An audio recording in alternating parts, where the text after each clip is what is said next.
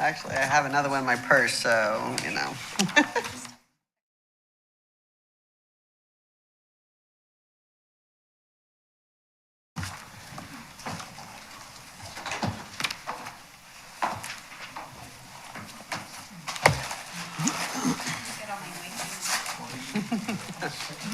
Everybody?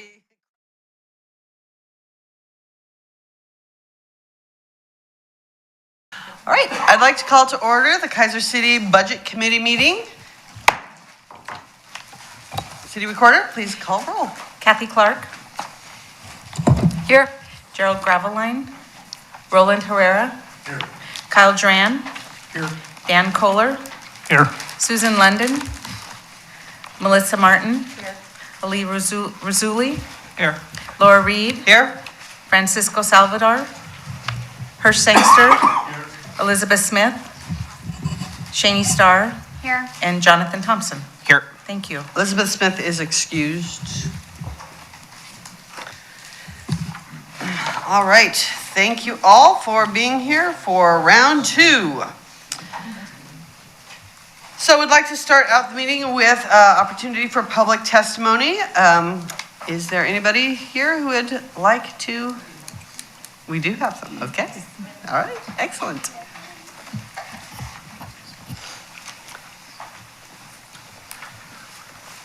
Please state your name and city of residence for the record. All right, my name is Meredith Mooney, and I am from Keizer. I'm Jennifer Palinuk, and I'm also from Keizer. Do we need to hit a button for our timer? Started already. So we are here representing Keizer United. Keizer United is a community partnership team, and it has been around for several years, over 20 years. So I'm going to share our mission and vision for those of you who don't know it.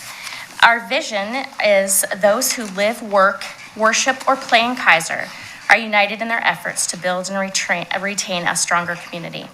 Our mission is to offer a forum for Keizer to recognize and assist resident needs through a collaboration by the gathering of resources and ideas to strengthen the community within. And so we keep that in front of us, and it guides what we do. So we have purpose. So monthly, we have a meeting on the third Monday of the month, and we have over 80 partners. We have an average attendance of about 23 partners. A lot of our partners wear multiple hats, as do many of you, I'm sure. The beauty of this gathering, right now it's happening on Zoom, we'll be back in person in June, is that we get to hear from all these different partners from all over our city and also Salem. And I think the richest thing that comes out of that is the collaboration that happens. We don't even know of half the collaboration that happens. We know a few things. So in front of you, you have our year-end report. It lists some of the things we've been up to fiscally this year, where the money that you've given us in fiscal year 2021, you gave 21-22, you gave us $2,000, and we shared how that went back out into the community and how that was leveraged. So I'm not going to read all that because I could talk about Keizer United all day because I love it. So I'm going to skip ahead to our thank you, really. You can ask questions after that. You can look over who our partners are. They're listed here, some of them. But really, we want to say thank you, City of Keizer. Not only has the city supported us financially, but you have been a guiding force of wisdom and knowledge. Your support has spurred us on, growing our collective to roughly, as I said, 80 community partners with an average monthly attendance of 23 people at our Zoom meetings. And again, hopefully we will be meeting in person here in June. So far, in fiscal year 21-22, Keizer United has accrued over 1,969 volunteer hours, valuing over $47,532. We have served over 3,132 adults, 2,484 children. We have currently leveraged $3,137 into $17,658. That means for every dollar we gave out, Keizer United Partners turned it into $6 that went back into our community. And that number will actually grow. No, we haven't received all our funding reports in from our partners that we have given money out to. So when you see the money listed there, that total won't match up. But that leveraging will grow. And if you would like an updated copy, I will be sending that out probably in June, because we have our yearly or our annual meeting in June. So an enormous thank you to all our community partners that together are Keizer United. Their collective impact on the community is undeniable, unforgettable, and uplifting. Together they have enriched lives, aided in the healing of broken families, walked with students all the way to the graduation stage, clothed and fed our hurting neighbors, young and old, been a listening ear, guided broken, lost, and lonely lives through recovery, and that doesn't even scratch the surface. Be encouraged and continue to collaborate. Together, we are better. So we have plenty of time for questions. I skipped over some of our stuff. All right, Mayor Clark. Thank you, and thank you for the tremendous work and leadership that you have provided to keep Keizer United, to help reimagine it and then grow it into the collaboration it is today. When you go back to the in-person, will you be offering a hybrid so that people who can't make it here will still be able to participate? We've talked about it. We haven't quite figured that out. Something that would be, we want to offer it, but we also want it to be adequate. We don't want to just put something out there that people are going to be frustrated with.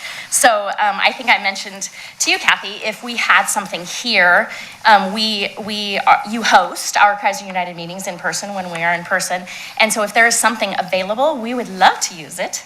And if there's not, and then that is something you can do, we would again love to use it if you need a reason. We see the value in that, and obviously these past couple of years we can see that it would allow our partners that now have moved to online meetings and they're able to go to more meetings. It would allow those partners to continue coming, because some of them will not. Some of them don't even have a building they meet in anymore. They're in their homes and they don't get to leave that desk, my husband being one of them. So yes, we want to, and yes, we could use it. So if I may, Mr. Brown and Mr. Wood, is that something that we can work with them, since they do use our facility, on how a hybrid Zoom capabilities that we might assist them with that? Yeah, we could definitely look into the options we have. It's going to be much easier in some of the smaller conference rooms than, say, in this room per se, to have some type of hybrid option. But yeah, we can definitely move that direction. Thank you. Would that necessitate an increase in the budget request, or is that just part of the facilities? I believe it would be part of the facilities, since we would also use it for other meetings probably as well. Okay. All right, thank you. Any other questions? Councilor Herrera. Thank you, Madam Chair. I just want to, I'm the representative for the council on this group, and I look forward to this particular group, and the networking is amazing, and they're very supportive. We're very supportive of each other, and if it wasn't for this group, we wouldn't have tied a lot of things. Like I wouldn't know the lady I help that works, and Right, we've networked, and it's been just total valuable for the whole community. And I will say this about not being there in person: if they're not there for the June meeting, they're going to miss out on the Mexican food that LAC is going to prepare. So I think they'll show up. Yeah, it's going to be a party. And I do like having the option. I think that's a good, from here forth, I think it's good for all options. All I think so. But the work that Keizer United done, I mean, we all know how valuable that is. And I really thank Meredith for her leadership. So I just had to make that comment. Thank you very much, Madam Chair. Councilor Kohler. Thank you, Madam Chair. Correct me if I misread this, but reading through the budget, it looked like that you had a significant increase in ask this year. Can you explain that to us? Sure. We actually even sought people, sought out asks per se, or spurred those on. So we had surplus from COVID times. We didn't get as much money back out. And so we wanted to make sure that the money you've given us is going back out into the community. And so we started asking some of our partners, would that help you leverage money back out into your organization, into the community? And they took us up on our request. And so that is why there was such a raise in funds going out. We are sure to state that we did not want to set a precedent because we have a small funding stream, being what the city gives us, $2,000, and SLF has in the past matched that. So at the most we've ever had coming in is 4,000. Way back when Carrie was doing Keizer United, she would also get grant funding, so we would have a little piece of that too. But right now it's purely, we try to make that $2,000 go super far. Just follow up, can you give us an example of one of the things that you do and how it works, please? Sure. So like the collaborative efforts, the organic collaboration, or like some of the funding that we've given out? Yes. Okay. Well, let's start with one of the funding. So for instance, Keizer Elementary, they came to us and asked for $400 for an iPad for their special ed classroom. That helps some of the students that are nonverbal. And you know, iPads are expensive, and they were able to, or was it a tablet? I don't know. Anyways, we have all those records if you need them. And so we were able to grant that or fund that. We try to not use the word grant. And they were able to purchase that one. In addition, we always try to help them find other partnership. We ask them to try to match those funds given. And that's why the leveraging, you see the leveraging be so good. I'm speaking so well tonight. Anyway, so that was one of the examples. Salem Harvest, if you don't know about Salem Harvest, they harvest food that goes to waste, hundreds of thousands of pounds of food. And so we love to support them. They had a small ask this year of $100 to help them purchase their licensing for City Park. And so we gladly granted that, funded that. This is the third year in a row, I believe, for our garden grant program. So in cooperation with Copper Creek Mercantile, they keep a tally of all the community gardens that we have offered $150 to each, and they can come in and spend that at Copper Creek. And so they purchase things they wouldn't normally purchase, like organic fertilizer and those kinds of things. And the list goes on. There's so many of them. And then the collaboration, the organic collaboration is just that. We meet together like this, we eat, and well, not on Zoom. I mean, we do, but it's weird, not together. We get together, we eat, we visit, we share what's happening. Every month we hear a highlight from one organization. So this month, Monday, we have Search and Rescue, Marion County Search and Rescue coming to share about their organization and the volunteers they need and such. We've had Hirsch there. We're going to be at the park this weekend, Saturday, to help with the bike skills fair. So, yeah. All right, thank you. Mr. Brown?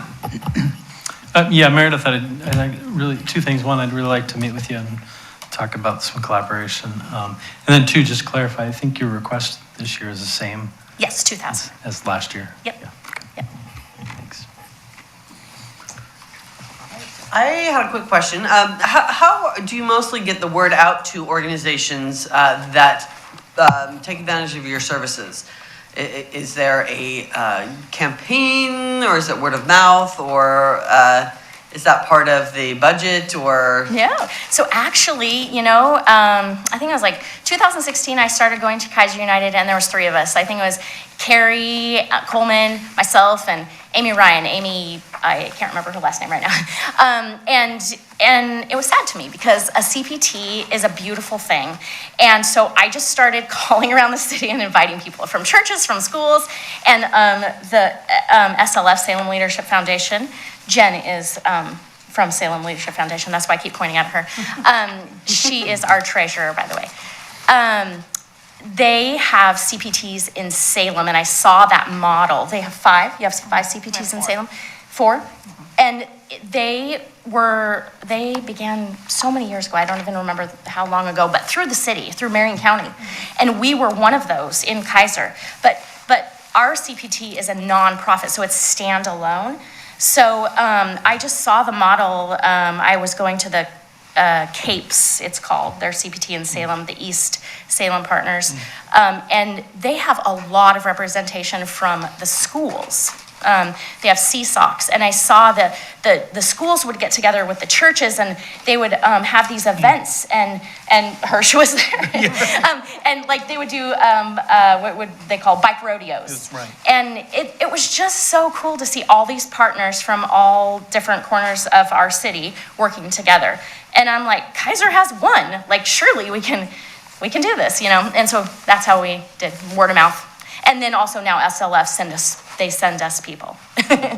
So. Right, thank you. Again, thank you both for all that you're doing with this. It is just really illustrative of how Keizer does business and just getting together and for the good of the whole. And so thank you very much for your efforts in this. Thank you, guys. All right. Any other public testimony, ladies? Nope. Okay. All right, moving on to budget presentations and deliberations. We will start with the general service funds. Mr. Wood. Thank you, Committee Chair. If you'd please turn to page 136 with me. That's in section 6. We can continue on our deliberations from yesterday night. Again, I do appreciate you folks doing back-to-back meetings. I know that can be a little bit rough, but we're trying to collapse the time frame and get everything done and not drag it out too long. So with that, the general fund, this is kind of, I always call it the junk drawer of our funds, but it's not really the junk drawer. This is where everything that isn't required to be accounted for somewhere else gets accounted for here. Primarily, this provides for police services, municipal court, planning, administration, those type of expenditures. If you look at the chart on the top of page 136, I've explained this a little bit during our long-range planning meetings, but this is the fund that gives me the most heartburn most of the time because we are so constrained in what we can do here. This is primarily funded through property taxes and franchise fees. As you can see in that chart, our revenues and our expenditures kind of dance around each other. We typically do budget more expenditures than we get revenues coming in. And we do that on purpose to try to get as much services out of the city as we can. There's always kind of a fine line that we're balancing. Some years we're over, some years we're under. So right now, we are shrinking that line between the amount that we budget for expenditures and the amount that we spend or we bring in on resources. So we're kind of bringing them a little bit closer together through time, but it is a long process that we're working on. Overall, we are making some headway this year. If you look at line 10, which is your total revenues, that's the current money that's coming into the city. We are looking at about a 1.3% increase. Not super great, but we've had worse years. In comparison to line 22, our total expenditures, that's only increasing 0.8%. So we're kind of holding the line as much as we can in our general fund. So that's a positive sign for the city, although this is always going to be our constraint. This is the bottleneck in how the city can do our spending. So if we turn the page to 137, I can start digging into some of the revenues here for you and kind of tell you what's going on. Like I indicated, property taxes are the primary source of funding for this fund. Unfortunately, we're limited in Oregon. Property taxes can only go up by 3%. Plus, there's an additional provision if you have any new construction. As we've talked about, new construction in Keizer is getting challenging. So unfortunately, we are looking at about a 3% increase.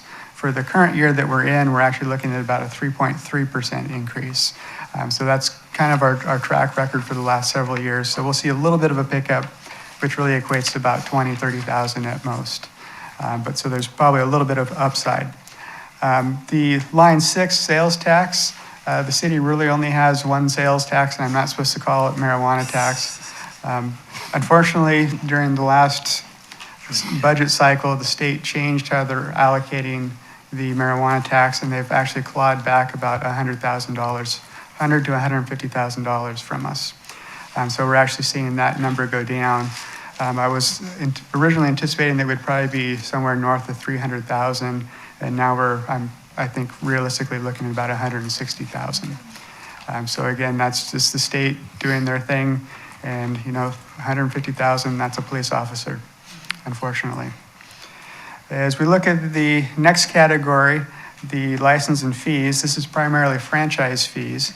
Again, for these type of fees, the biggest way that we have those grow is by adding more households. Without the ability to add additional households, i.e. do more construction, we're really looking at rate increases that these providers do on their own, or we're looking at whatever the underlying driver is. So for the electric, natural gas, the biggest driver that we experience now is the weather. So if it's a hot summer, people are going to have their ACs on using electricity. If it's a cold winter, long winter, they're going to have their natural gas using their heaters, those kind of things, and we'll see a pickup on those. But we're not going to see necessarily a permanent pickup unless there's a rate increase. Moving on to line 11, telephone franchise. This is going away slowly but surely. Every year it drops between 5 and 10%. This is people just cutting their landlines. So that one's eventually going to drop down to probably zero at some point in time when we're all only strictly use our cell phones. The line 13 sanitation franchise, we've had some rate increases in the past. I think we had one middle of last year. I don't think that we're anticipating any in the near future, so we're going to be looking really at flat revenues for that for the upcoming year. When we look at water sales assessment and the sewer license fees, lines 14 and 15, and to some extent 16, those are the utilities that we operate or are in a collaborative agreement with the city of Salem for. So those ones are typically going to go up based off of the rate increases that we approve in those specific utility funds. So again, water, we're looking at a close to a 4% increase, sewer 3%, and then stormwater, we're really not looking at an increase. It's more of just a catch-up. We've added a few houses since this one originally came into play, so this is more of a cleanup, true-up kind of number. So overall, we're looking at our license and fees to go up about 2.8%. Moving down to the intergovernmental area, this is where we have a question. Councilor Herrera. Madam Chair, just out of curiosity, the stormwater franchise fee is one thing. What is other franchise? We do have a franchise agreement with, I can't remember if it's this, I think it's the school district. We're doing fiber optics or something. It's like 4,000 Yeah, or something like that. Just curious. Yeah, we're basically just giving them access to our right of way. Gotcha. Thank you. Okay, thank you. Any other questions at this point? Sorry, excuse me. Have you gotten down to miscellaneous yet? I didn't want to skip. Not yet. Okay, then I'll ask my question Okay. and finish eating. Thank you. I'll talk about intergovernmental revenues then. I suppose the good thing, cigarette tax continues to drop as well. We thought there would be a pickup during the COVID pandemic, but there really wasn't. It did pick up in marijuana tax though, so. I have a quick question about that. Vaping, is that taxed at all? Does that go under the cigarette tax category, or is that nothing we have our hands on yet? I don't know the answer to that. Okay. My knee jerk is no, but. Yeah, the vaping of THC products that's sold in the dispensaries is taxed, but not if it's sold in like a nicotine would not be. Okay. All right, thank you. Liquor tax continues to go up. I think we have peaked. I just saw our recent liquor tax revenues. And it seems like we're kind of coming down a little bit, so we're starting to trend down the last half of this year. So we are projecting an increase from the previous year, but probably about the same as what the actual projection will be. Same with state revenue sharing. That's also liquor tax, just given to us in a different way. So again, increase from the prior year budget, but flat with what we're probably actually going to receive. And again, we're starting to see the trend of those of calming down a little bit as I just think if folks are going back to work or whatnot and kind of slowing down the opportunity.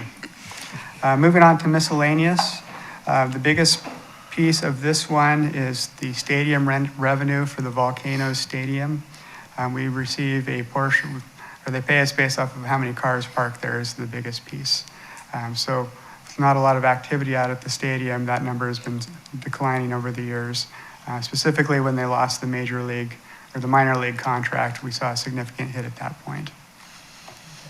We also do receive interest. This is where we allocate interest. Revenues, my 15,000 probably will be a little low next year. Interest rates just popped up to, I think, 0.6%. Yeah, 0.6%. Yeah, I know. It's next to nothing. So we do benefit a little bit that we have all the ARPA money sitting in the bank, so we're earning interest off of that. So there is that, I guess. With respect to any other items, there's really not a whole heck of a lot to talk about. We do have the transfers in from the Police Services Fund to support the police. And I think that's about it as far as revenues coming in. At this point, are there any additional questions regarding our revenue stream? Councilor Starr, did you have miscellaneous questions? He answered it. Thank you. Perfect, thank you. Okay, Mr. Thompson. Hey, Tim, would it be accurate to say that with the passage of ballot measure 110 that our marijuana revenue went up in smoke? I can't even say smoke it if you got it, because we don't got it.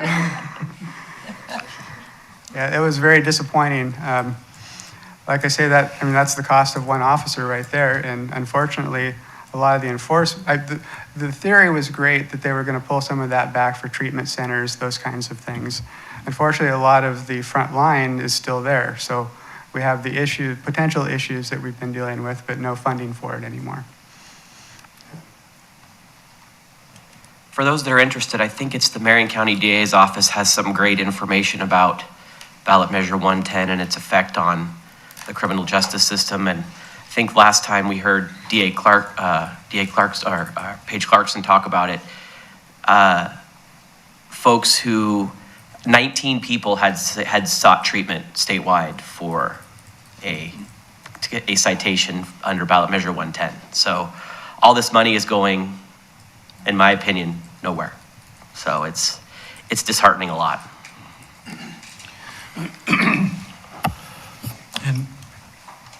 And I believe the numbers we're talking over $40 million statewide that was taken from local governments to serve 19 people. The intent was good, but the execution has, in my opinion, not been. Any other questions regarding the revenues for the general fund?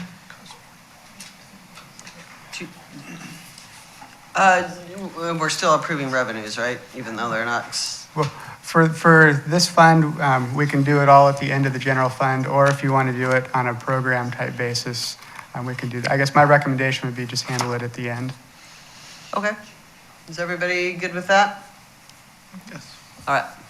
Thank you. Moving on to page 139. This is, at this point, we are going to need to probably talk about some of the budget requests that we have outstanding. However, I'll go through what we have here to begin with. So this is for all the expenditures that don't really get tied to a specific department. This is where you're seeing some of the support for the outside agencies that have come to us. So we have neighborhood associations, we have the Mid-Willamette Homeless Initiative, Keizer Heritage Center, those kind of things that get accounted for in here. Our intent is to try to budget this on a service level equal to the previous year kind of mentality. And then if we do have requests that come in larger than what they've received in the past, to bring it to this group and identify if there is an interest in increasing the funding. In the past, we've also tried to play games where if you want to add money here, we need to cut money somewhere else. We don't need to do that this year. If you decide as a policy that you want to meet these funding requests, we can go ahead and do that. And we'll just take it out of the ending fund balance for the next year, which is fine. We do have adequate reserves in our ending fund balance to be able to absorb all the requests that we've received. So with that, the first line item of note, obviously the administrative service charges, that's the large one of the 2.4 million. That really is the general fund's allocation of all of the overhead in the administrative service fund that we talked about yesterday. So that's the city manager, city attorney, HR, finance, those type of costs that get lumped into there. And you can kind of see how those break out on page 140. The biggest piece is the citywide administration, and again, that was the liability insurance, that kind of a thing that we're seeing. Moving on from there. I have some questions about some of those things. Okay. So I'm really confused about a couple of things. And, you know, this is kind of admittedly kind of nickel and diming, but Southeast Keizer Neighborhood Association, and I'm looking here at the materials you sent us from the request, the budget request. It said the adopted budget was 300, requested was 400, but looking at what they were requesting, it looked like the adopted budget had been 400 and they were requesting 300. So am I just not reading that right?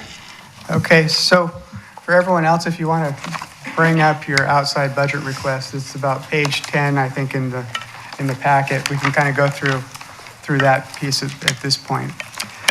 So I'll give you folks a few minutes. This is just a summary of all of the requests that we've received from outside agencies. And again, we try to bring this back so that you folks can make some policy type decisions. The first column, the adopted budget 21-22, that's what actually made it into our adopted budget, and that's what I've been using to authorize expenditures. So that was last year. That would be the current year that we're in right now. That will end, okay. That will end June 30th. The requested 22-23, that's what the individual agencies came to me and said, this is what we'd like to do. We have a spending plan for this. Okay, that seems backwards on this, though. Okay. Again, it's Okay. not significant. I'm just wanting to make sure that I'm Sure. reading it right. Then Really. the next column over is what I actually included in the 22-23. Okay. So by and large, you can compare that column to the first column, and they should be pretty much equal. Okay, so we were looking at the first column and the third column? First and is- third. There is one difference because the Northwest Keizer Neighborhood Association got created, and that happened at the last city council meeting, so I didn't really get this updated in time, so. And so that's going towards this That's going 21-22 towards fiscal year? 21-22. Okay, and so they don't get another bunch because they just got a bunch? Correct. So as we look in the 22-23 that will start July 1st, as the finance director and the person that deals with the neighborhood associations, they do an excellent job of managing their dollars and making them go as far as they possibly can. So my request to you folks, I would like you to consider increasing the neighborhood association budget by $1,700 so we can meet all of their requests. However, with the additional note that they have to be a acknowledged neighborhood association and it's on a reimbursement basis. So that would be my request of increasing the neighborhood association budget by $1,700. Madam Mayor? So I'm a little confused on the list of the neighborhood association, West Keizer, Southeast Keizer, Greater Gubser, Northwest, Northeast? It's in the That process. one's in the process. Okay, thank you. Because I was going, last time I checked where Hirsch lives is on the west side. Yeah, Unless I have my and- compass backwards. Tammy's working on that. Gotcha, okay. So you're planning ahead. And that's why I'd like to include as long as they're recognized and on a reimbursement basis. Okay. So do you want a motion to that effect, or? To- Okay. Thank you, Madam Mayor. So the request from West Keizer, we heard them, gosh, was that last night? That was last night. Yeah. We asked them, they had asked for, they acknowledged asking for more to print their brochures that they have to do every 3 years. But that's not reflected in what was included in the budget. That is correct. Did they request the 800? They did request the 800, yes. So is that something that we vote to whether or not we want to? That would be What is our correct. role in that, I guess? Your role is to tell me if you want to accept their request or not. And then if you want to accept the request, I would request that you increase the neighborhood association budget by $1,700. Was there, just out of curiosity, what was the reasoning behind if they requested the 800, we didn't give it to them and what you put together? It's just, trying to Sure, understand. sure.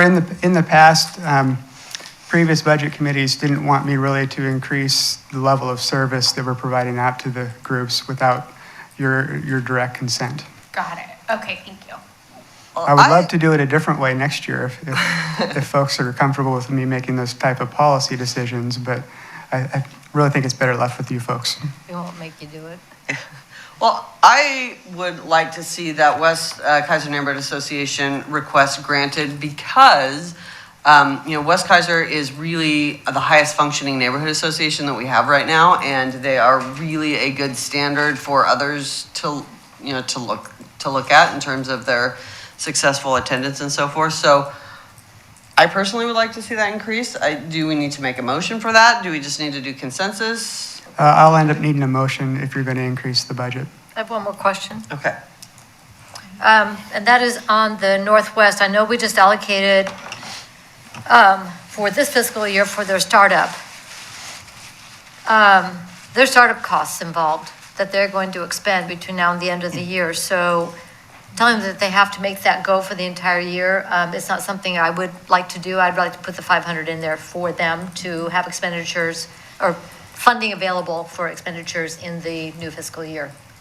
So that would raise it to, quick math, 2,200. We would still be at 1,700. That's included. Yeah, I've included that number as well, so.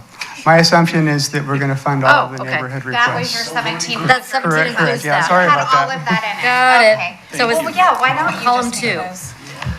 Tim's already got it Honestly, the figured neighborhood associations are one of our best bang for the buck. Oh, yeah. Yeah. All in favor? All right. Okay. I have another question. Does anybody else have any questions? I am super confused about the Art Association, the Art Commission request, not the Art Association, but the KPAC request. So they are requesting 6,000. And I'm looking at page 139 and these requests, and that's where I'm getting myself confused.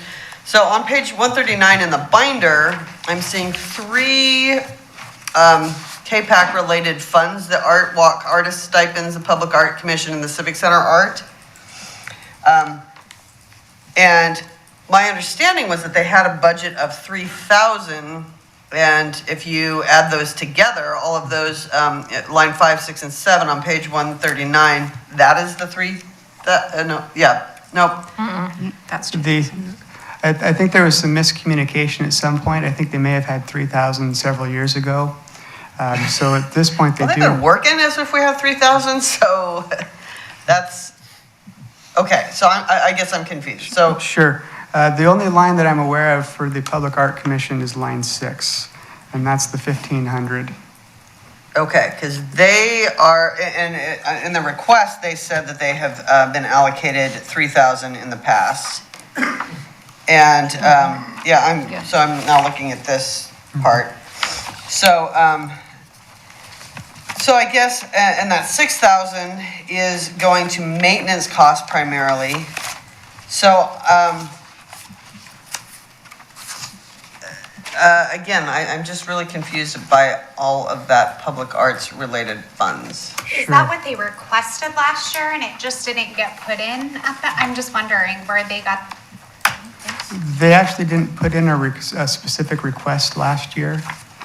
Okay. So I think the number we need to really concern ourselves with is with the 6,000. Line 5 is a different program altogether. That's for some of the different artwork. And I believe that's kind of a reimbursement that we get from the Keizer Community Foundation. Correct. And then line 6 is just for our city internal costs, so that's for bolts and string on the wall to hang up the art. Line 7, you mean? For line 7. Line 7 is, okay, so it's really just like, okay, so they think they have that they've been working with 3,000 and now are asking for 6,000. So the increase they're requesting is $4,500 for next year. Have they, if they think they have the 3,000, did they spend the 3,000? They have not. Because that Sasquatch cost most of that 3,000 in terms of my understanding. I did a check for the staff representative to that committee, I think a week ago, and I think there's $600 left of the 1,500. Of the 15, so how do we buy the Sasquatch then? Where did those funds, have you been billed for that, or? I don't know if I've been billed for Sasquatch. I need to look and, I'll have to double check. Okay, because that was my understanding, is that they thought they had three, because I'm on the liaison on the committee, and they thought they had a budget of 3,000, and they decided to spend the bulk of that on Sasquatch. And this is Sasquatch at Keizer Rapids Park by the amphitheater. In case I kind of think anybody's Sasquatch was He does prior exist. fiscal year. wondering. He does, and he is in our park. So I think that was in 2021, so the previous fiscal year. So I think Okay. that was taken care of a while ago. But even so, that was more than $1,500. And so, okay. So I guess my question is, if this is so confusing, is there room to wiggle around this once we get this all figured out? So we just budget as is and then figure it out later? That doesn't, Yeah, that doesn't seem like where did fiscal Sasquatch go? responsibility.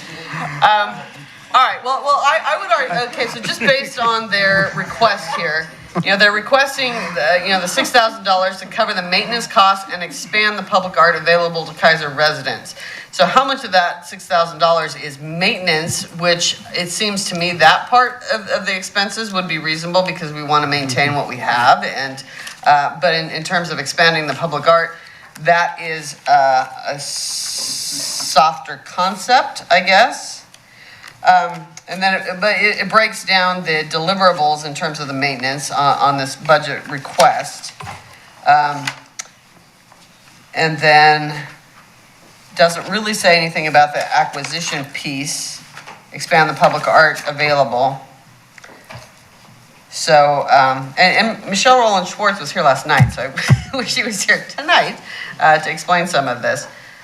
but I go back to, if they haven't spent it, but they think that they have it. Yeah, I know, I don't That, know. if they think they have it, but they haven't spent it, I think that's where I'm, Sure. have an internal tension about the 6,000, which is why you went with the 1,500 I went with the 1,500 because that's what we've allocated in the past. in the past. Mm-hmm. Okay. And so they've spent all that in the past, and what are they spending that on, if you happen to have that knowledge at hand? Majority of it is spent on the holiday Christmas card. On what? There's a holiday Christmas card, Contest, yeah. Contest. Oh, contact, okay. and that's where the majority of the expenses have gone in the past. Okay. So we're doing a lot of approving of things at these meetings. We've got the master plan, the Arts Commission master plan approved recently by the council. Those maintenance costs are, yeah. So I guess I'm just confused about a lot of those things. Well, the other option is we could table this and bring it back at our June meeting when the budget gets adopted. We can have more clarity at that point if that's what you folks would like to do. Kathy? So I've got one question. And yeah, I like the idea of just leaving it at the 1,500, then we can adjust in June if we have more information when we get to the final hearing. But my question to you is, in the Public Arts Master Plan includes maintenance tasks for public art pieces such as Sasquatch, our murals, et cetera. Who does that maintenance now? I believe it's our parks group. Is that correct, Mr. Lair? No? My understanding is most of the maintenance done on the art murals, those things throughout the city are done by volunteers, coordinated and obtained through the art folks, the Arts Commission. I know that I worked with Lori Christopher recently to find, we had been storing some, I think it's called Vandal Guard, a coating that goes over the murals to keep graffiti easier to remove. It was time to reapply that material, and we had stored some. We got it for them, and they had some volunteers put it on the mural at the bowling alley. So follow up, Who takes care of Thomas of Keizer? That's part of the Civic Center.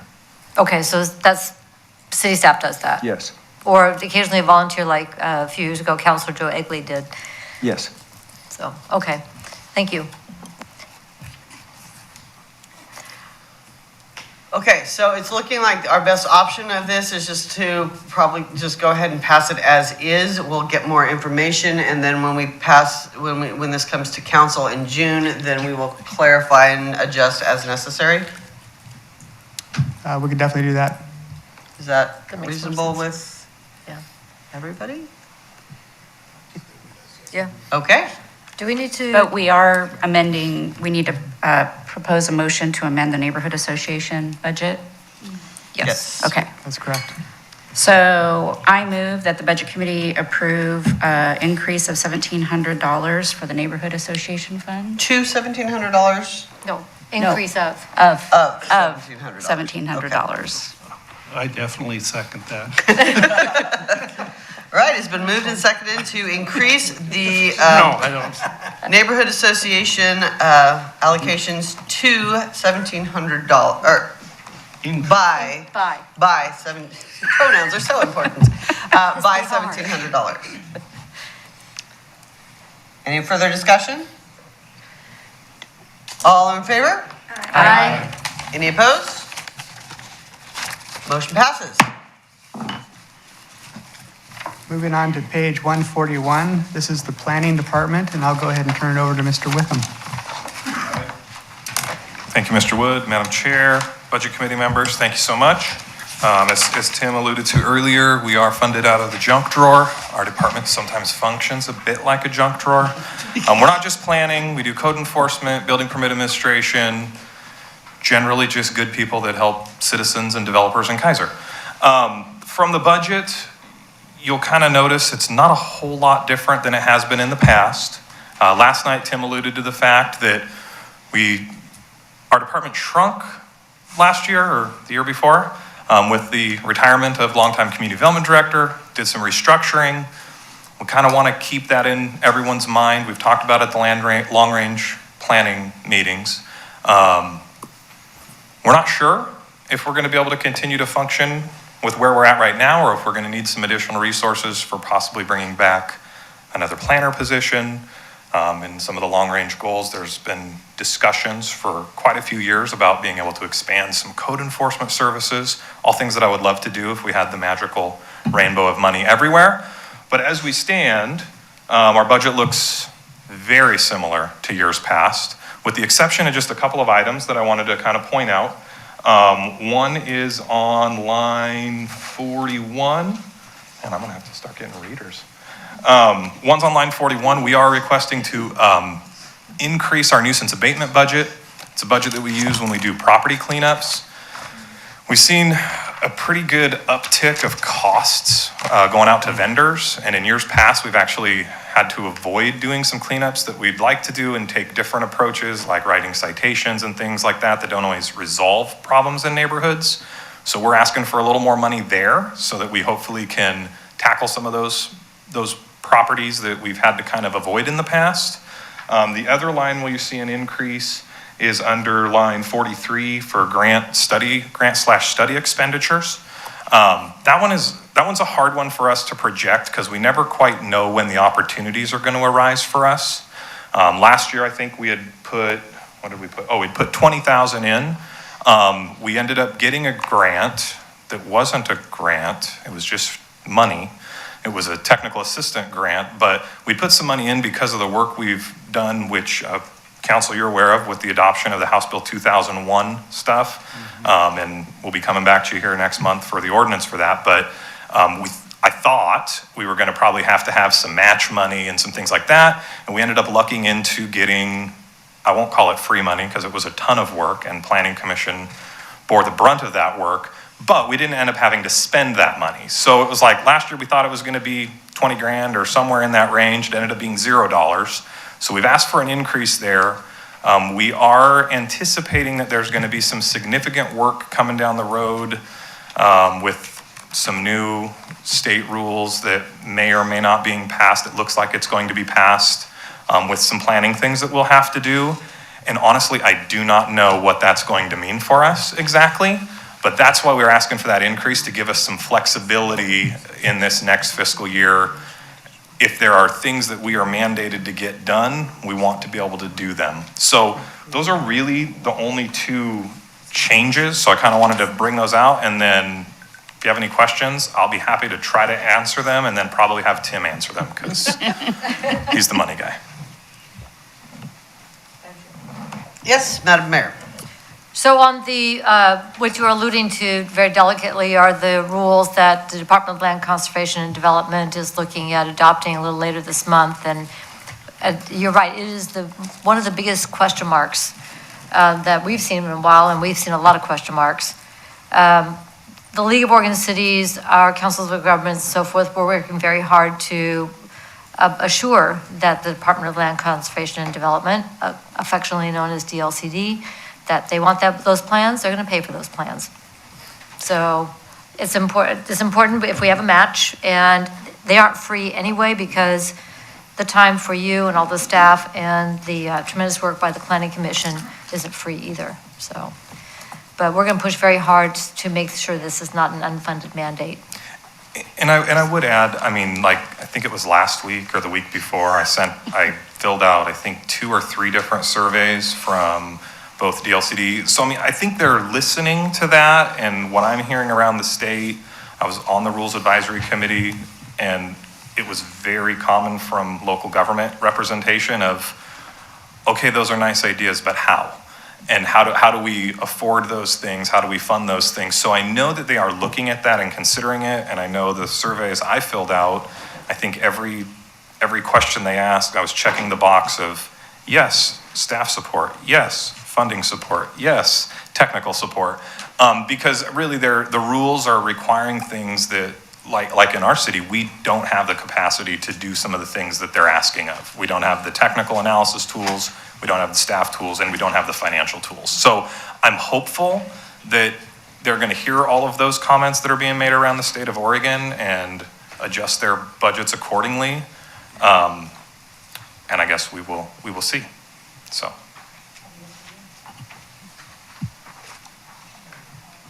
Mr. Thompson? Shane, what's line 7, a facility fee? I noticed it's up a high percentage. It's not a huge real dollar amount, but it's up a huge percentage. What is that? I'm going to defer to Tim. For each of the locations that sell marijuana, we charge them a facility fee on an annual basis. Hey, Mr. Sangster? Shane, back on grants and stuff, when's the TSP coming? Oh, Hirsch, that's a hard question.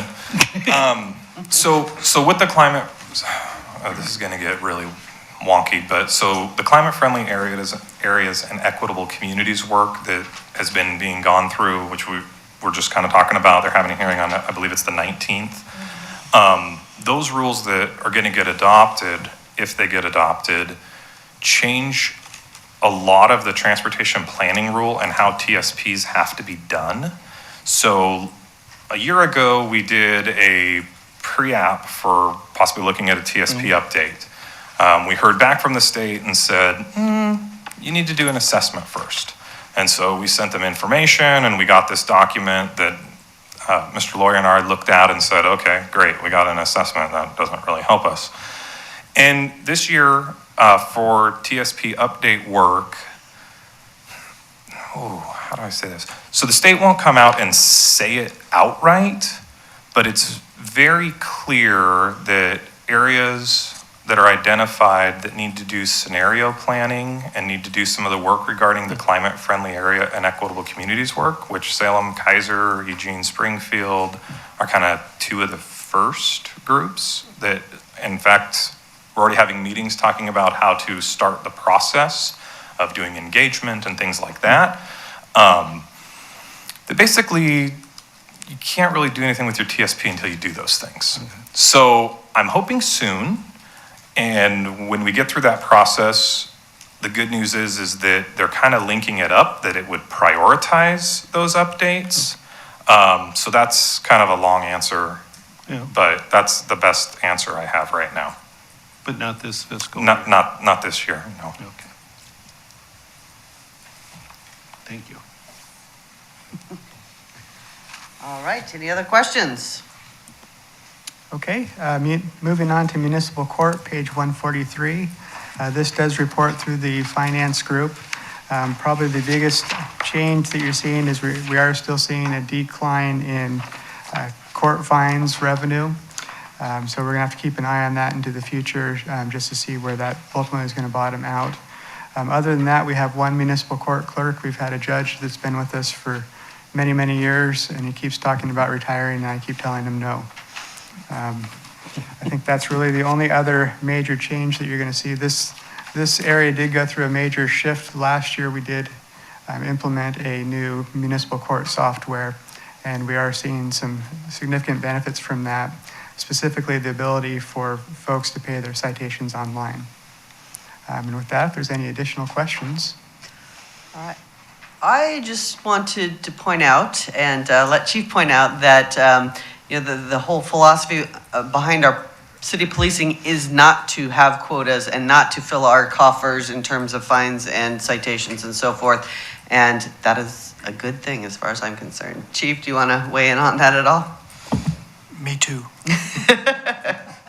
Okay. So just to be clear on that, because I think that's an important thing for citizens to understand. Yeah, this is not a revenue center for the city. Yes. So that's for sure. All right, thank you. If there's no other additional questions, then I say we can move on to the police area, and I'll go ahead and turn it over to Chief Teague. I will add that we've seen a substantial decrease in our number of crashes over the last 3 years, including the number of injury crashes have reduced by half, from about 75 to about 35. And that is in keeping with bringing the traffic team on board following the police fee. And we have not done that with an increase in citations. We've done it with an increase of education and citations where people need a citation. But yeah, simply giving tickets for the sake of giving tickets does not increase traffic safety. So, and that's pretty well documented. Planning, ours is a current service level budget, but I will note some high points for you on page 144. I'll remind you on line 7 that the proposed, and this is a revenue stream, proposed revenue is $421,100. If you look back to the actual under 1920, that was $191,088, and so you've seen almost a double in the revenue stream as a product of our working with the school district to provide them with law enforcement services. And I'll remind you that Keizer provides that for the entire district. They used to provide a percentage of the officers that were contracted. Now they're providing 100% of those officers. And so that's helped our budget a lot. Lines 33 and 34, you see some pretty significant percentage changes there. We reassigned a lieutenant, went from 4 lieutenants to 3, and reassigned 1 sergeant from a temporary sergeant to a permanent sergeant. That's why you see a decrease on 35 for the police officers, because that police officer that was getting a differential for being an acting sergeant is now a permanent sergeant. Speaking again back to lines 33 and 34, those are some pretty big numbers and some pretty big percentage changes. But at the end of the day, the change in the budgeted for 22 and the budgeted for 23 is about $700. So you can't get too caught up in the percentage changes. That's all I have for line 1 or page 144. All right, any questions? I have a question. Sure. Blast camp is not happening apparently this year. Is that because of personnel issues, not able to bring that to fruition? I don't know that we've decided that it's not happening. Okay. It's just not in the budget. Oh, it's in the budget. Yep, $3,500. Oh, I was looking line 78. Okay, I was looking at line 18. That's why. Yep, line 78. Okay, sorry, well, wrong line, but, okay, good. Hooray, because that's a fantastic program. Yes, it is. So lines 51 and 52, so some substantial decreases there as far as percentage goes. As far as real monies, it's not very much. And those are a reflection, frankly, of the increasing lack of volunteerism that we're seeing everywhere. Our cadets continue to do very well, by the way, as far as how they marry up against cadet programs in the rest of the state. And we have cultivated some excellent young high school kids into our reserve program. We've then hired them. So it's been very productive for us. It's very cost effective. Line 58, there's a 28% increase there. It's $10,000. It's a one-time increase to send a senior management police officer, lieutenant, to the police. Boy, gee whiz, I just lost what it's called. Police Executive Research Forum in lieu of FBI National Academy. Labor attorney, you can see in line, that's on line 61, you can see in projected 22, we only spent $2,000 out of an approved 20. We just don't have a lot of need to call our attorney for labor matters. However, this year we're looking at a 25% increase to increase that approved last year of 20 to a proposed this year of 25 because we're going to be going into bargaining. You can imagine the union's going to bargain for a rather substantial increase in cost of living, and so we might not be a real easy bargaining session. Line 62, contractual services, you see an increase from projected 10,000 this year to a projected 18,000. That $8,000 reflects the cost of car washes since council approved a wastewater program. We can't wash our cars in our parking lot any longer, so we're having to pay to have them washed, and trying to figure out something else too, because we have some vehicles we can't put through the car wash, for example, motorcycles. Yeah. So that $8,000 helps us get by until we figure out a more definitive answer. I'd like to see where Dave Wright is through. Okay, I thought that was a solid So question. didn't we have that thing you could put over the drain to kind of filter the water, something like that? Wasn't that one of the things we approved? Yeah, our for doing car washes? current, where our current wash station is, we'd have to put that over the drain and then throw it over the wall and across the sidewalk and into the grass. And then there's no easy way to get in and out of that gate to go unravel it. And I mean, it'd be very time consuming. Not to mention maybe a trip hazard on the other side. But, Not to mention. yeah. Gasoline, it's interesting how, we budgeted, typically we think about 60,000 this year.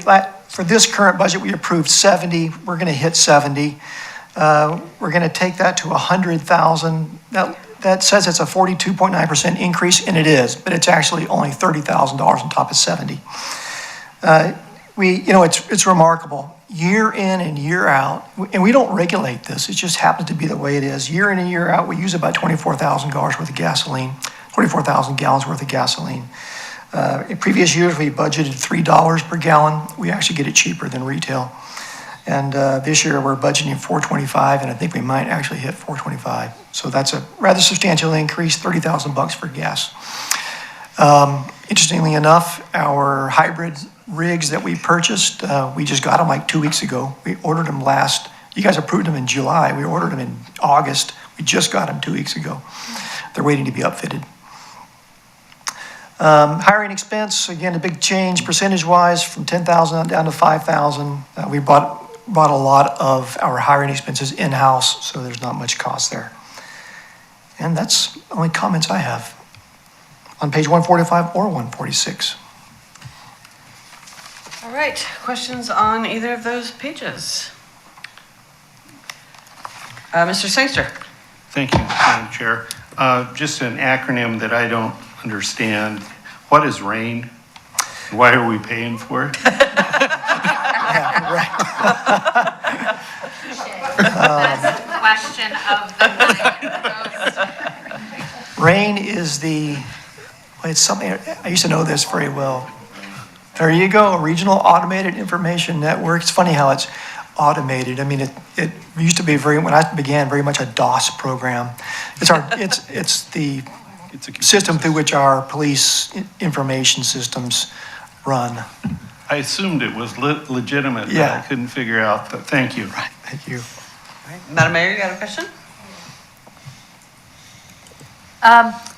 Couple lines up from that, the Willamette Valley Communications Center, and this is more for the people who are listening, that pay for the 75 cents on your cell phone bills and so forth for 911.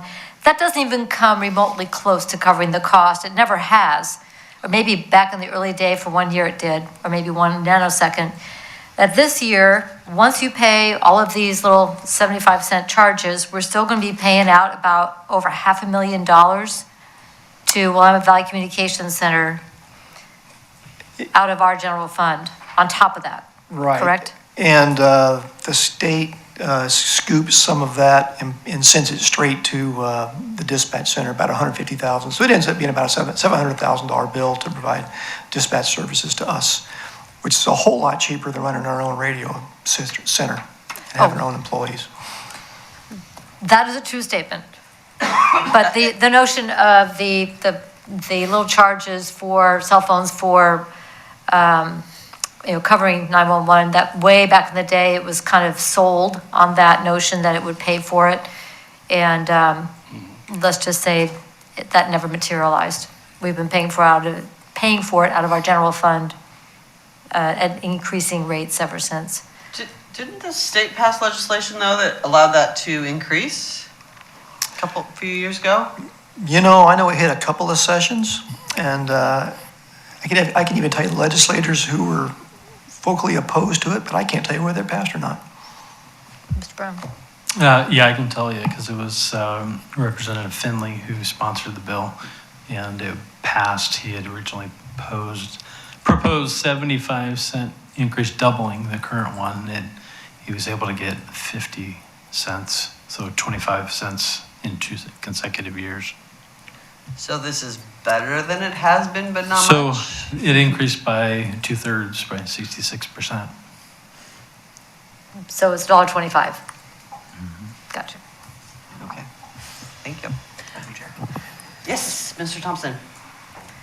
I just want to point out, kudos to Tim and Chief for when we were passing the original police fee, I know there was some concern that we were going to put a fee on people's water bills and then take that general fund revenue and reallocate it somewhere else. And every year I look, and every year I'm not disappointed that the general fund support for the police continues to increase, even with the police fee, as was promised by council. So thank you all very much for that. I really appreciate that made it a much easier sell.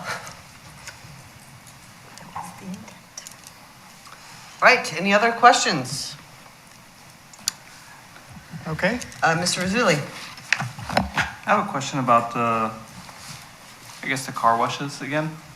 So the 8,000s cover the car washes because of wastewater management or like dirty water?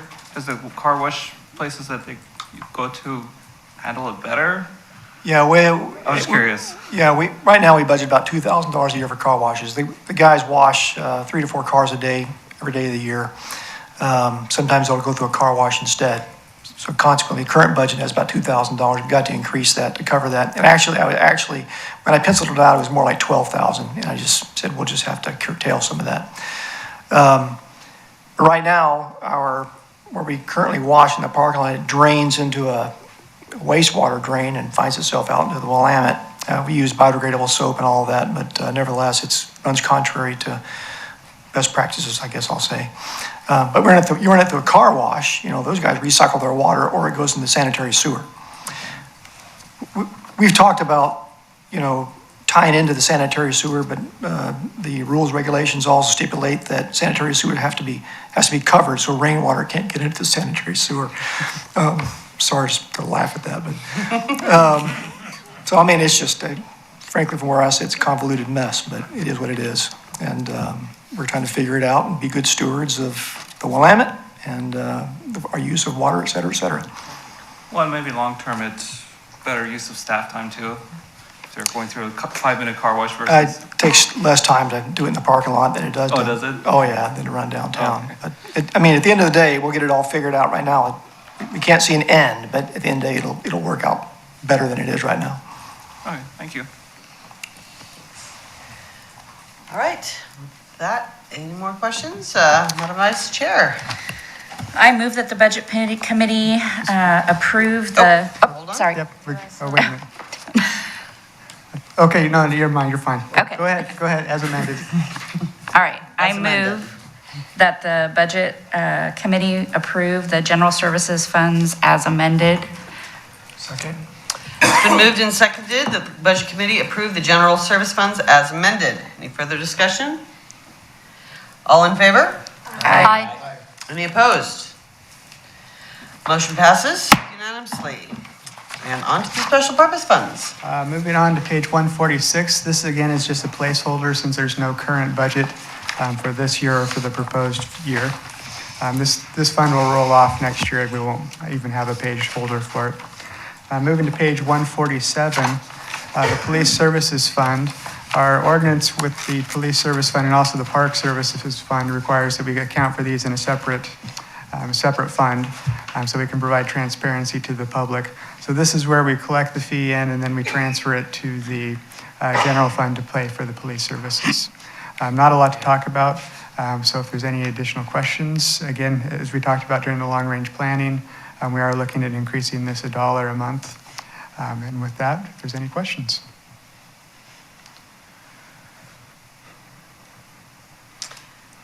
Okay. So these So- are individual? Correct. For Okay. each one going forward, we'll need Okay. individual motions. All right, I move that the Budget Committee approve the Police Services Fund. Second. Been moved and seconded that the Budget Committee approve the police, or the Special, special purpose funds, police services. Any further discussion? All in favor? Aye. Any opposed? Motion passes unanimously. Moving on to page 148, the American Rescue Plan Act Fund. This is where we're accounting for all of our ARPA funds in addition to the money we received from the state from Bill Post and his very generous offer to give us $850,000. When we met at the long-range planning meeting back in March, I had a list similar to this that you folks got a copy of yesterday. Based off of the consensus there, we moved the majority of the projects that we had identified at that point into the approved line, and we've incorporated those into the proposed budget for next year.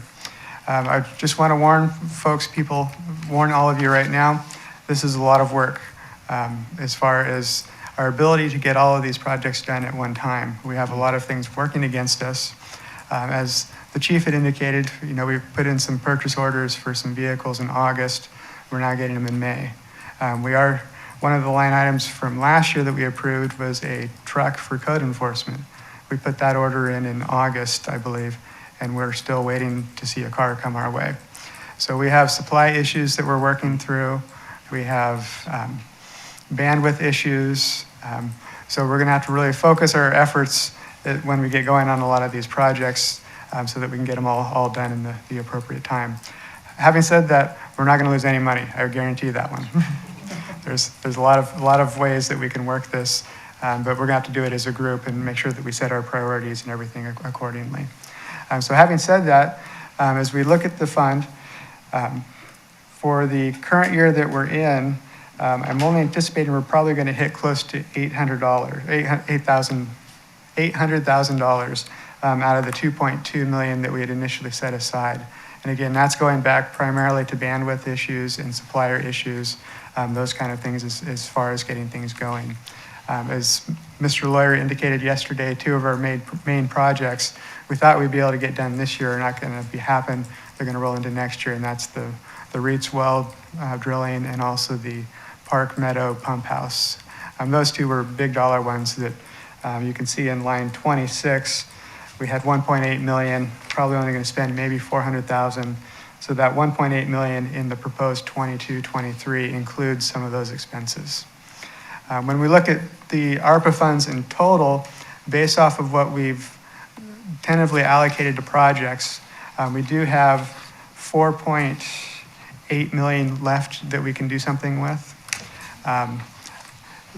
Within these projects, there's two major projects that have been discussed that are not included. So we don't have any money set aside for the turf field project or set aside for the library project. We do, however, have all of that 4.4 million, I guess, put into contingency. So if during the year something comes up and those projects do move forward, we'll have to come back to the city council and do a budget request, a supplemental budget to move that money out of contingency and move that to somewhere where we can actually spend it. So you folks are still in control with how we're spending all these money, how we're spending all this money. So at this point, I can kind of go through each line item if you'd like, and I can say what we're tentatively planning on doing with it next year. Starting at the top on line 12, the salaries and wages, we have $700,000 there. As I talked about a little bit yesterday, some of that is to get our event center up and running again. So there's about $200,000 there that we want to get in before the revenues start showing up. We want to be able to front load that program and get the doors open. There's also $500,000, and I don't think we'll need all that much for next year. So when we get together in March and then again next year during budget time, we'll have a true up and we'll have some additional dollars that we'll have to deal with. But that's going to be for backfill costs in case we have turnover. Instead of waiting and burning up the accrual time that people have on the books, we'll be able to backfill a lot closer to the time that there is a turnover, or maybe even have overlap time so that folks can do some training and that kind of thing before a lot of our talent pool heads out the door. Moving on to line 15 for next year, that's primarily any personal protective gear, that kind of thing, masks, gloves, sanitary, hand sanitizer, that kind of stuff. It's probably on the high side, especially given where we're at with the pandemic. So that, again, may be money that gets reallocated next year during the budget process. Under the line 16 contractual services, we do have some money in there. Let's see, what am I?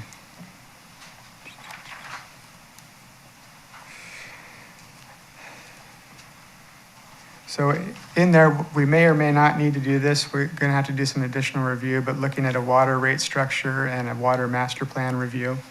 Those were part of the city council's goals. So we have funding in there in the event that we need to actually do that work. We also have some money in there to update the city's strategic plan or to look at the urban growth boundary, those type of projects. And then we also have $125,000 to do some staff development kind of costs. With new city manager, it seemed prudent to be able to bring our folks back together again and do some collaborative kind of engagement. The line 17, computer software. We had talked before about some HR stuff. This is the line item that those costs will be allocated to. In addition, we're looking at possibly some budgeting and, a recent addition, maybe some agenda management kind of software. Line 18, the Keizer Heritage Foundation. At our long-range planning meeting, we did discuss the Heritage Foundation, and the consensus was to include $25,000, so that's here. It's also listed on the budget request from the outside agencies as well, and their request has been fully funded since we've already chatted about that before. 21, we have $200,000 for ongoing cybersecurity, those kind of things. We have some data servers that we're looking at. We have a camera system that we need to look at as well. So those are the two main items that will be part of that budget. We also have some computers that we're probably going to need to start replacing as well. Under line 23, the police equipment, that's $70,000 that we talked about at the long-range planning. That's for the sites for the police firearms. Line 24 is the police infrastructure improvements. We're looking at adding primarily a evidence building that we can store some of our long-term crime evidence that we need to keep with us for long periods of time. Line 25 is the city-owned property improvements. We have some property multiple pieces of property that we need to do some improvements to before they're lease ready. So that's primarily what we're going to be doing with those funds. And then the public works projects, a lot of that is moving from this year to next year. And with that, if there's any additional questions, I am aware of one additional request. I guess we have a couple of requests on the outstanding budget request list. We did receive another $15,000 request from the Keizer Public Arts Commission. We received a $14,700 request from the Keizer Community Foundation. And again, that's in support of the Keizer closets. Those are the only two that I have information on. We have a third one. Chariots came to us late last week and is asking for $30,000 to support their K through 12, I think it's reduced rate or free rate for kids in K through 12. It's a program that they've had in the past, and they're looking at bringing it back now that the pandemic has somewhat subsided. Madam Mayor? Two things. One, with the Keizer closets, so will that be a separate motion to fund that one since it's not included in the current That would list? be correct, yes. Okay, so we'll need to move that one. On the request from Chariots, the board chair did reach out to me about the possibility of us helping financially as the City of Salem and some other sources are all pooling to restart that program. What I didn't get from Mr. Davidson was a narrative describing that program, so that might be something we'll have to look at in June, talking about what that's going to buy, who the other partners are, what that's going to look like. So just keep that in the back of our minds. It was a wildly successful program when we had it. Parents loved it because they didn't have to go yarding around their kids. They could use the bus system, and also the schools loved it because the kids could stay after school for programs and not worry about getting picked up or having to be able to get home on the school buses. So if that's the model they're looking at, it's going to be a really good conversation. Okay. So we would need to move on the Keizer Community Foundation, Keizer Closets, and the Keizer Public Arts Committee request. Heritage Center is already on here, yes? That is correct. So we would need to move on those two if we Yes. were to move this One? to this. The Keizer Community Foundation and Public Arts. Can we do them separately, please? Yes. Okay, thank you.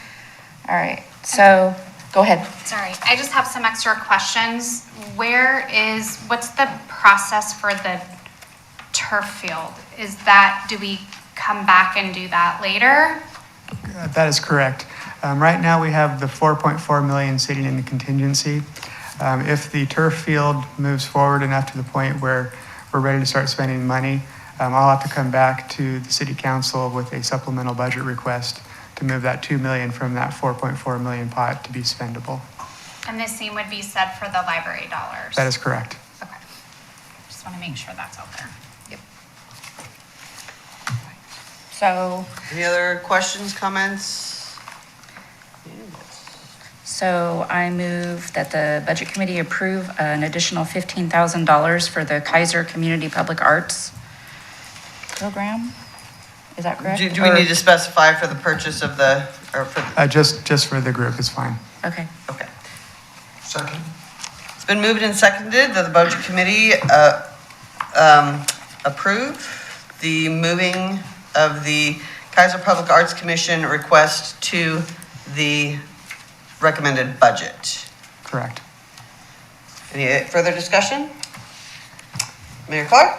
So when I read this proposal, I was trying to understand what the impetus was to go ahead with the purchase of this piece. Right now, it is part of the art walk, correct? And we lease it from the artist like we do the other pieces. Do we own any of the other sculptures in the art walk? I don't believe that we do. That was in the master plans, and it seems like I want to say there was one or two others, but. Do we? I'm not aware that we own any of the other sculptures. I don't think that we own any of them at this point. Okay, so this would be a The first one, I mean, it's a gorgeous piece, but we don't own any of the others. We have leases with all the other ones, and we do stipends for the artists. That's correct. I'm just not, I'd like to have more of a conversation about what the impetus is to acquire this piece in particular. Again, I love it, it's a fantastic piece. But why would we change from the model we have now for leasing the pieces like we do? That I can't get answer to that question, I don't think. So I'm gonna. So it's for the renewing of the Cold Wet Eagle sculpture? No, it's for the purchase. Purchase, okay. Instead of the leasing that we've been doing traditionally. Right, and there's some description here that I read, and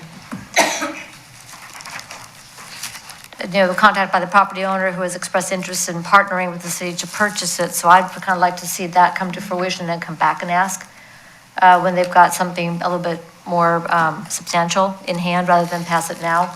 So that's just my opinion. So I'm gonna be voting no, not because I don't love this piece and not because I don't think this is a great idea, but I'd like to get a little farther down into this proposal before passing it. That's just my opinion. Okay, other thoughts? Councilor Kohler? Thank you, Madam Chair. Just a little more question on that. If we pass the budget, then we're just buying it? Or is there still some more discussion on that before the actual purchase would happen? So if I'm understanding your question, if we approve this now, doesn't say we're automatically buying it. We're just budgeting for it, correct? That is correct. We would still have to go through our normal purchasing processes. And I think in this case, I think it would have to come back and get city council approval. Okay. Mr. Brown, you looked like you had thoughts? Mr. Wood covered it. We would need a purchase agreement with them. So is it something that we should be voting on tonight or something that we should not be voting on tonight is my question. There's a motion on the table. Yeah, the motion on the table is to budget for this as part of the budget process, not necessarily to purchase it, not necessarily to purchase it. To commit to So purchase it. Yes. We could also include a footnote subject to city council approval at a later date or something along those lines. But this, I'm sorry, Councilor Herrera had his hand up before I did. Councilor Herrera? Thank you, Madam Chair. On the last part where they wrote the impact of partial or denial, he said something to the regards, and I'll read it. But it will direct, the postponement or denial would directly impact the ability of KPAC to achieve the Keizer City Council approved master plan. I think they mean master plan. That's what it says. Yeah. Approved master plan. So why would they say that denial would they wouldn't be able to achieve the Keizer City Council master plan? Well, I think Yeah. in the master plan, they do have plans to purchase some of the art, and maybe that's where I was coming from as far as whether they have before or not. I think that is part of the master plan, that we work toward that. So philosophically, if the council passed the master plan, that's what we're working towards. But again, we're not committing to buy anything at this time from. So. They also mentioned that, they would affect their holiday contests and their. Well, that was their other request. Yeah, well, it's all the impact. Yeah. It's okay. Thank you. Councilor Jan. I think one of the biggest things is they were worried about that piece after the 1-year contract agreement, about that piece being sold. I think that was one of their big things is it may go away if we don't put our name on it. Okay. All right, any further discussion? Okay, so again, the motion on the table is to approve the Keizer Public Arts Commission request of $15,000 to move to the budget of the ARPA funds for Correct. fiscal year 2022-23. Okay, Sorry, I have a question. So does that automatically come with that budget note that you suggested? Or do we have to? Or do we have to do a friendly amendment? Help, anyone? I would Anyone? suggest a friendly amendment, The friendly amendment? Okay. if that's what you're wishing. I mean, Mr. Wood indicated that, but since it's not in the motion, I think if you wanted to make it clear that that note is there, you should do that as a friendly amendment. Thank you. Okay. Counselor Starr, are you proposing that friendly amendment? Yes, please. Second. Well, no, you don't get, she has to approve it first and then Counselor Starr. Okay, this is my first time doing a friendly amendment. Okay, so please articulate your friendly amendment for the record. Or have Mr. Wood. Can I can't just say what Tim said? I mean, that's like the easy answer. Yes. Now I I gotta would like remember to what I offer said. a friendly amendment to the motion that we add the budget note that stipulates we must have council approval prior to the expenditure of those funds. Did I hit a touchdown? So you approve it? I approve the amendment. Seconder? Yes. Yes. Okay.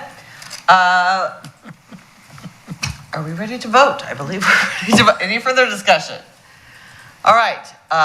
All in favor? Let's do this by raise of hands. All in favor by raise of hands? And an aye? Aye. Aye. Okay, hold them up so Tracy can count. Wire? Higher, higher, raise them higher. I can't go any higher. Okay. Tracy, you have it? Yes. All opposed?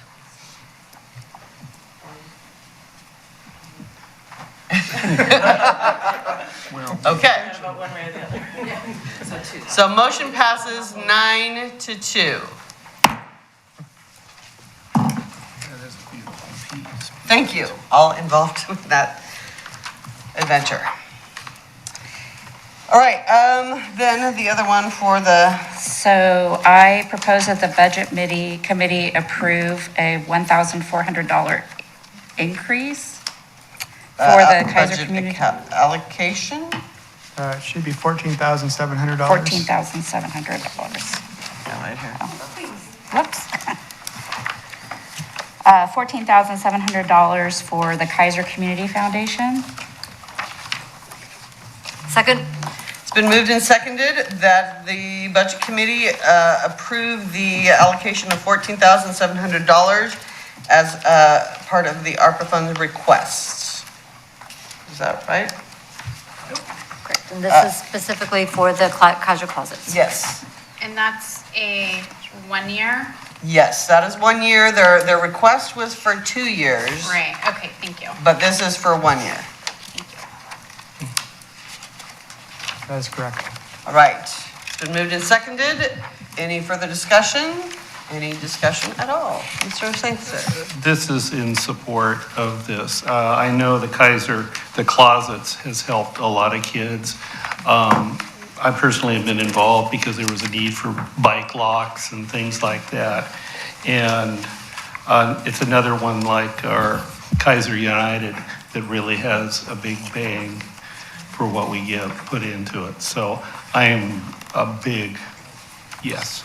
And just to remind everyone that we did, it came before the committee our council about a month ago to fund for the rest of this school year, the closets, all of the closets. So this year has been covered by that council approval, and so this is for the 2022-23 school year.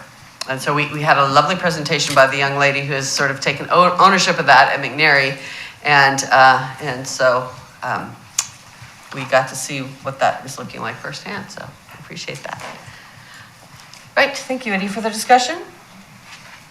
All right, all in favor? Aye. Aye. Any opposed? Motion passes unanimously. So next is the K-12 free lunch program. Do we need to approve At the this free point, we need lunch a program? motion to approve the ARPA fund $30,000? as amended. Say again? At this point, we need a motion to approve the ARPA fund as amended. Okay, what is your note Oh, about? I thought that there was a $30,000 ask from K-12 for the free lunch program? That was from the Chariots for the, Oh, okay, got you. Oh, it's a free, that's it. Part of it Yeah. already. Okay. No, it's not. it's not included, and we don't have a motion. I thought we were tabling that one Okay. until June. Okay, I But was- if there is a okay. motion, you folks can definitely make it. No, I'm fine with tabling it. Yeah, we don't have the information yet from Chariots on the specifics of that proposal, so that request has been made of the board chair. And that's something that if the city council during our final deliberations in June would like to add, we would have that option to do so. Okay. And in the meantime, we still have our contingency fund, so. That's correct. Okay. All right, so ARPA Rescue Plan Act Fund as amended. Okay, I move that the Budget Committee approve the American Rescue Plan Act Fund as amended. Second. It's been moved and seconded that the Budget Committee approve the American Rescue Plan Act Fund as amended. Any further discussion? All in favor? Aye. Any opposed? Motion passes unanimously. Moving on to page 149, the Community Center Fund. As I've indicated before, this is the fund that's been hit the hardest by the COVID-19 pandemic. We are seeing some signs of life. Revenues are starting to come back. If you do notice in the 2021 column, line 7, we actually were upside down with rental fees that year. We actually gave more back than we took in. So for this year, we're actually seeing positive signs. We're going to be a little bit north of $50,000 for the year. With that, I'm going to go ahead and turn it over to Ms. Davis. Thanks, Tim. I thought you were going to do the whole thing. Budget Committee Chair and members, Tim said the community center was hit hard. We closed in March of 20 and reopened just in September of 21. We ended up laying off the community center coordinator from November until August. We just couldn't find enough for her to do outside the community center. So we rehired her in August and we're getting back going. Part of the support, the increase in the personnel cost is we are bringing back the administrative specialist, which is partially funded by the community center that handles all the paperwork for that. So the coordinator was handling the paperwork and the rest of the operation. And so we're really excited to get that back. And then the coordinator just recently left. So we are very, very shorthanded at the moment.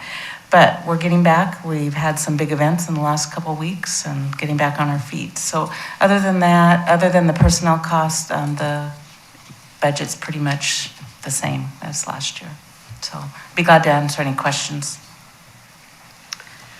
I have a question. I'm just curious about the wellness. I know it's not a huge, well, I mean, it's $1,000 more than before for the 22-23.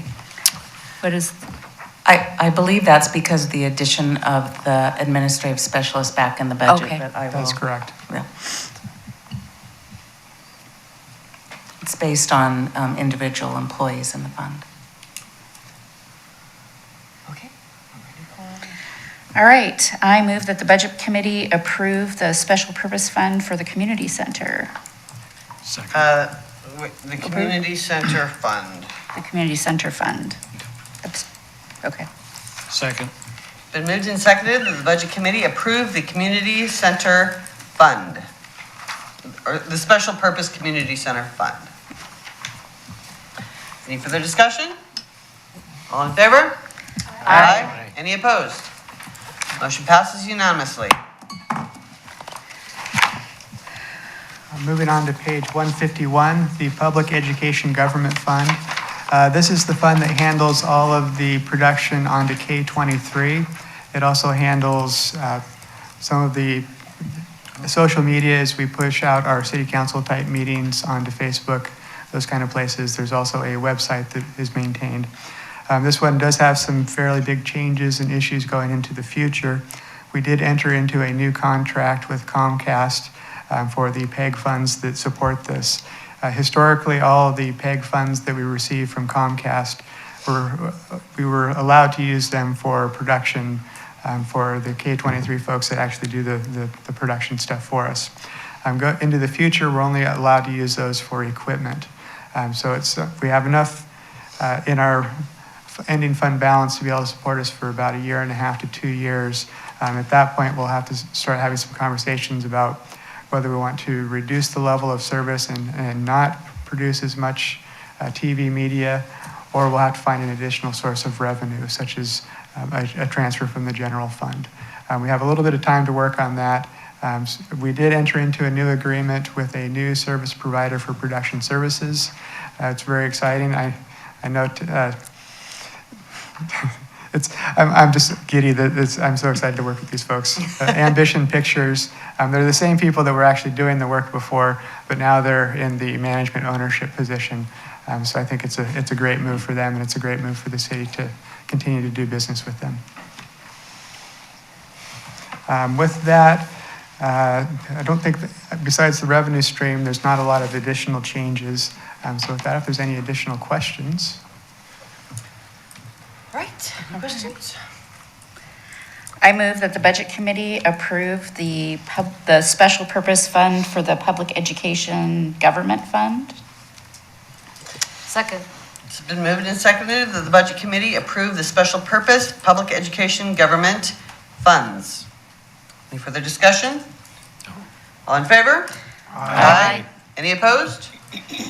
Motion passes unanimously. Moving on to page 152, the Keizer Youth Peer Court Fund. This was a donation fund set up in memory of Carrie Emery Coleman. She was the peer court coordinator for many, many years. In this fund, we're currently collecting donations on her behalf. At some point when the donations get large enough, we'll be able to use those funds as some ongoing funding for the existing peer court. Not a lot of activity. We're still in the advertising, collecting donation phase right now. So with that, if there would be any additional questions.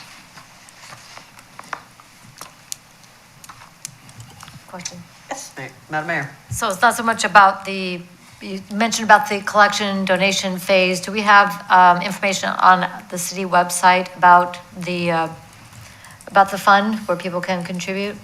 Yes, we do. And I can send out a link for that. Thank you. Okay, and I was looking for this for my students because we were talking about peer courts and so forth as a concept, and I couldn't find the information about the program on the website, and so. Okay, I can find that for you as well. I would appreciate that and just kind of be able to make that a little bit more. Sure. Findable. All right, great, thank you. All right, I move that the Budget Committee approve the special purpose fund for the Keizer Youth Peer Court. It's been moved and seconded that the Keizer Budget Committee approve the special purpose fund for the Keizer Youth Peer Court. Any further discussion? All in favor? Aye. Aye. Any opposed? Motion passes unanimously.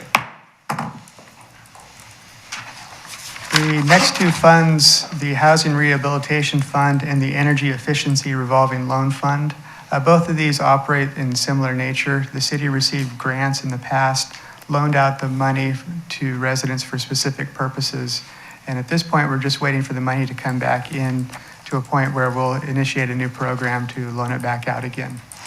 With the Housing Rehabilitation Fund, there's currently 20 loans outstanding totaling $217,000. Under the previous guidance that we've had, if we get about $75,000 of those loans repaid back to us, we'll go ahead and reopen that fund and start giving out money again. On the Energy Efficiency Revolving Loan Fund, there's $76,000 worth of loans outstanding. If we get about $25,000 to $35,000 of that paid back, we'll again reopen that Energy Efficiency Revolving Loan Program. With that, not a lot of additional information. We'll need a motion to approve each of these separately, but they operate the same. So Okay. with that, if there's any additional questions? Madam Mayor? So there are a number of programs that are out there right now, especially Oregon Housing and Community Services for housing rehab. Is there a way to bundle this with one of the new programs so we can get more money out the door? We could definitely look into it. Thank you. And probably ditto with Energy Trust or one of the other services regarding emergency energy revolving loan. There's a lot of initiatives right now for energy efficiency for homes. So it might be an idea that we could get back in the game. Thank you. Okay. I move that the Budget Committee approve the Special Purpose Fund for Housing Rehabilitation. Second. It's been moved and seconded that the Budget Committee approve the Special Purpose Fund for Housing Rehabilitation. Any discussion? All in favor? Aye. Any opposed? Motion passes unanimously. I move that the Budget Committee approve the Special Purpose Fund for the energy efficiency loans. Second. It's been moved and seconded that the Budget Committee approve the Special Purpose Fund for the energy efficiency loans. Discussion? All in favor? Aye. Aye. Any opposed? Motion passes unanimously. The final fund under consideration is the Keizer Station LID Fund. This was established when we did all of the build out for Keizer Station. As we put the infrastructure in, we took out a loan, and then to pay for that loan, to repay that loan, we assessed all of the property owners at Keizer Station. So this is basically accounting for the assessments coming in from the property owners and the city's payments out to pay off the debt. We are ahead of our schedule. It originally was due in 2031. I anticipate we'll probably have it paid off in 2029. So as the assessments come in, we do take as much as we possibly can to pay down the principal. With that, if there's any additional questions.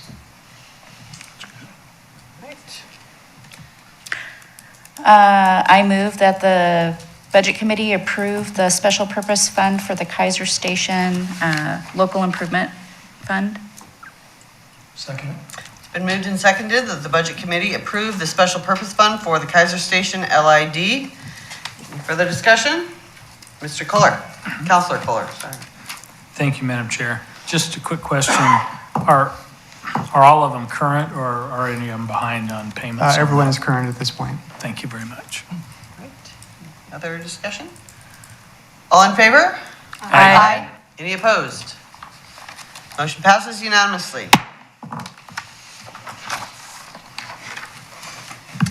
All right, we are now moving on to the motions to pass the fiscal year 2022-23 budget with amendments, and there are amendments.